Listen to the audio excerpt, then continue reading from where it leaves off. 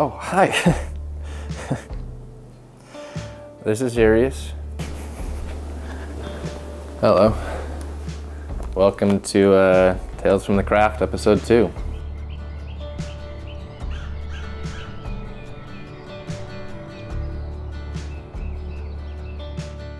After the Green River trip, I began working full-time with Flycraft.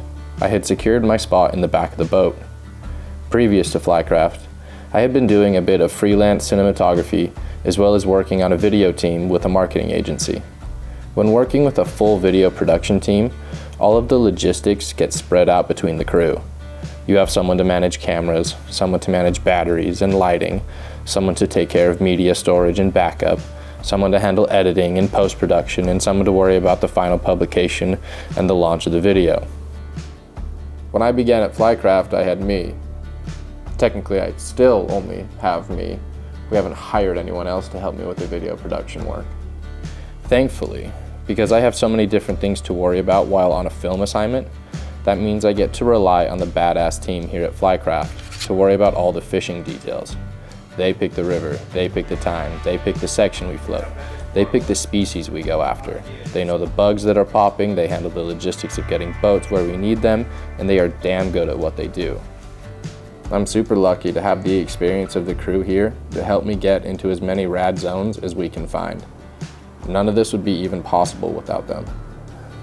My second trip with Flycraft would be myself and Brad flying out to Arkansas to meet up with Jake Flood. Jake is one fired up human being. He was born and raised in New Jersey and has been fishing since he was 6 years old. Anyone need deodorant? Jake says guiding people into fish is every bit as exciting as catching them himself. Yeah, we're throwing a white drunken disorderly on the 7. He began guiding as soon as possible and is starting to carve out a nice little empire for himself down there in Cotter. Jake was one of the youngest guides ever to become fully endorsed by Orvis. I was incredibly intimidated, but excited to meet Jake and see how he operates on the water. This trip was going to be a much bigger operation than my first trip to the Green River. The first hurdle was figuring out boat logistics. Jake already fishes out of a Flycraft, but we needed a second boat for me plus cameras. Instead of paying to ship the boat out to Arkansas and then pay to ship it back home to Utah, we decided to try and sell the film boat to someone in Arkansas so we could just end up leaving the boat there. Selling a virtually brand new Flycraft that had only been on the water for 3 days was surprisingly easy. We knocked off $500 because it was used, and our new friend got to take the boat straight home after we were done with it. The next thing I had to figure out was camera gear.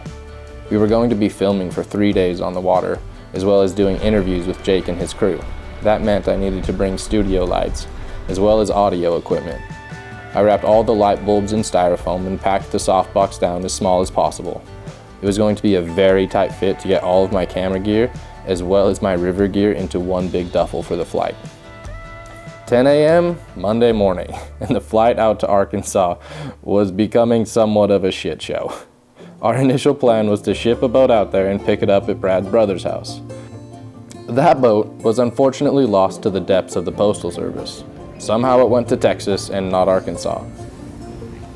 So with our flight leaving in a few hours, we scrambled to find another boat and were forced to bring it on the plane with us. Now, if you are of average intelligence and have a small amount of forethought, it is very easy to travel with a 2-man Flycraft. The rubber of the raft weighs around 40 pounds, so if you pack it into a good duffel, it's very easy to check onto a plane. If you then break the frame down, you can easily fit it into a couple suitcases. It really isn't very hard.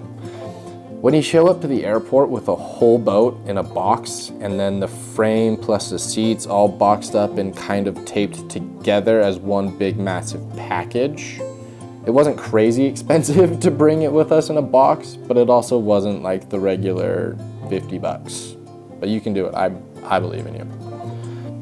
We touched down in Arkansas, flounder around with boxes, boats, and rental cars for a bit.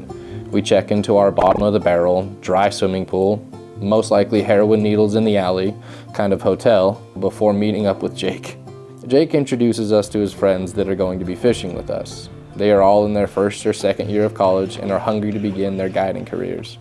These boys have some big plans, and I'm excited to see what they get up to.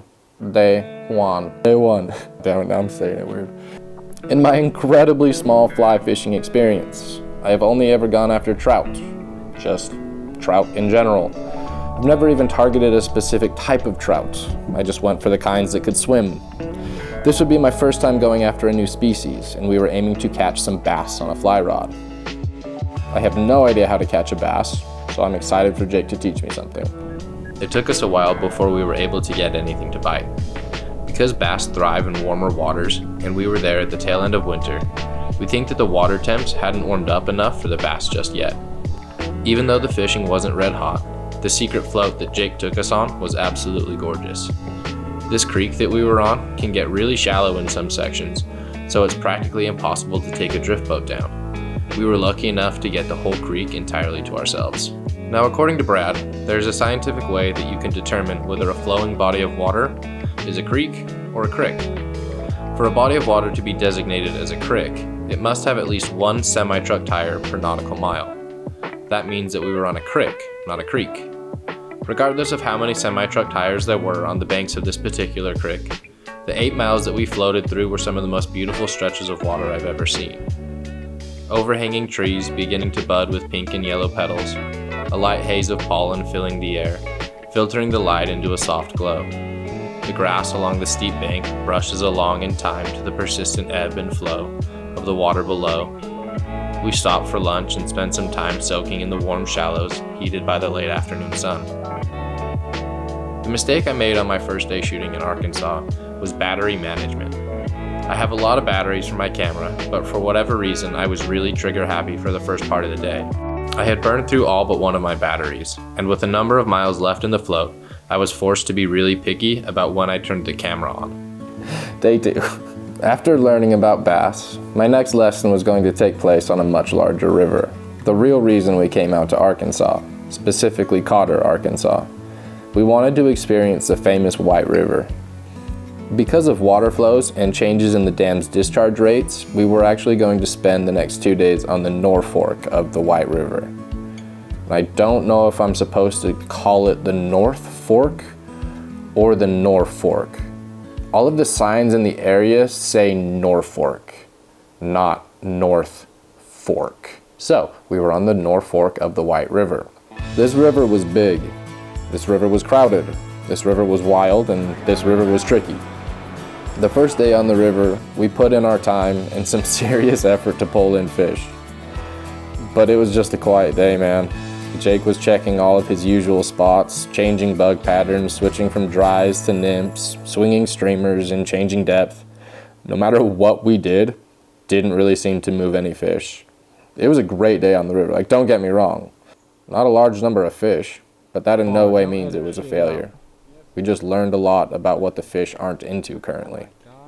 Day 3. We spent a lot of time not catching much for the first trip down the Norfork of the White River. The second time, however, things were a touch more spicy. The browns were getting rowdy for some streamer action. The weather was a lot drearier on day 2 as well. We had a good layer of clouds socking us in and cutting off the direct sunlight. With the gray day and lower temps, the fish seemed to be a lot more active, and it was common to get something to turn on your streamer every 10 casts or so. Did we hook into all those fish that slapped at our fly? Not even close. But it was fun anyways. I was able to really see Jake in action on this day. When things started working and we had 1 or 2 fish lined up for our current pattern, it was like Jake flipped a switch. He dialed into his guide brain and started figuring out the process that seemed to produce the most results. Was it faster strips or longer strips? Shorter strips with longer pauses in between? Was it letting the fly sink lower or letting it sit on the surface? It was really cool to see firsthand the level of knowledge and experience that Jake has. Oh, there's a nice brown on it, boys. He just ate it. He just barely kissed it. Watching Jake in guide mode, you completely forget that he's a young kid still in school. He amps up and starts seeing the fine details that so often go overlooked. He sees the patterns and makes adjustments to his rigging or to his retrieving, finding the sweet spot that works for the fish on this day. The next day he'll do it all again and try and figure out the code once more. We pulled the boats off the water the last day, and I felt I had really learned a lot from Jake. I had made some killer new friends, and was able to fish for a new species that I had never even tried before. Jake from here was making his way up to Idaho for the summer, where he'll be guiding the South Fork of the Snake. As for me, I'm going to be heading to Wyoming, going fishing somewhere that I'm not supposed to say the name of. But there's lots of fish, and lots of rain. We'll see you next time on Tales from the Craft.